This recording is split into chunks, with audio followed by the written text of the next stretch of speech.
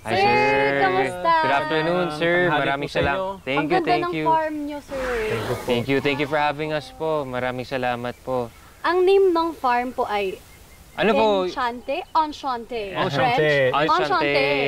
From French word, ibig sabihin is nice meeting you. Oh, wow. Meeting you. Nice meeting you, sir. Nice meeting you. Bakit niyo po naisip na it's Enchante? And I'm working as a OFW. So more than 20 years na sa Africa, which is a French colony. Sir, gaano katagal na po tong farm? Around 2014, nag-start kami dito pero hindi pa siya ganito. More on farming ang ginagawa namin. So little by little, progressive naman po yung development ng place. It only started with one cottage po. Yun po yung ginagawa po ngayon. For renovation. Pati mga alaga sa farming. Yes. Magaling din po kayo eh. Oy, oy, Oh, galing, galing.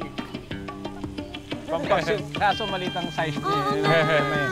So, sir, ano pa po makikita dito sa farm? Tuloy pa rin yung ano namin, yung pagtatanim. Katulad ng this September, season ng santol, mga Bangkok yun eh. Malalaki siya. Nagtanim na kami ng mga buko, siguro within 5 years. Nag-try kami, ito mga bago na yan eh. Black pepper, luya. Parang may restaurant po ba kayo dyan? Yung mga guests namin, Mga in-house guests. In-house guests, yung demand nila. Related dapat sa sa place. So Japanese din. Oo. Ganda ng parang wheel dyan. Ito is inspired from place sa Nakasendo. Water din yung nagpapaikot sa kanya.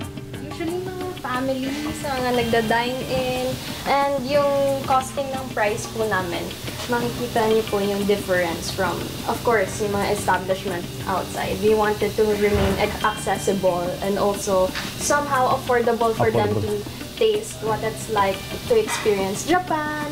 Kasi po, yung mga ingredients rin naman po namin, sin-source out po namin siya talaga sa Japan. So, yun po yung taste po. While also staying here. So, complete package na po siya somehow, but we're still improving po.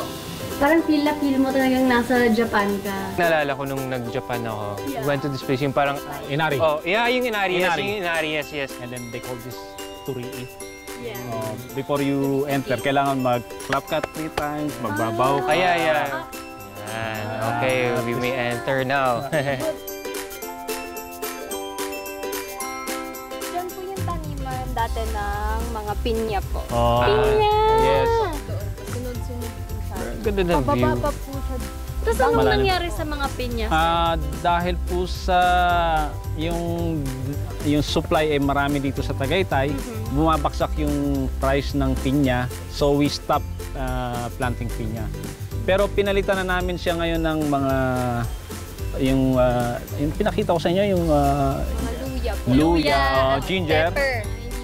hindi siya nabubulok agad. And then nag-umpisa na rin kami magtanim ng mga coconut kasi ang price ang coconut dito sa Tagaytay medyo maganda compare sa fruit bearing na Then, Coconut, so... bumaba po tayo doon, pero medyo mahirap po. May ilog po doon. talaga? mayroon So po. hanggang sa baba sa inyo pa rin. Sinilipan Yung ko eh. magiging separation lang, yung ilog po, may flowing pa pong water. Chef, ito na kami. Oh, yun. Sakto. Ayan na, sabi sa inyo eh. Wow! Pagdating nyo, sakto. So ito na yung main natin.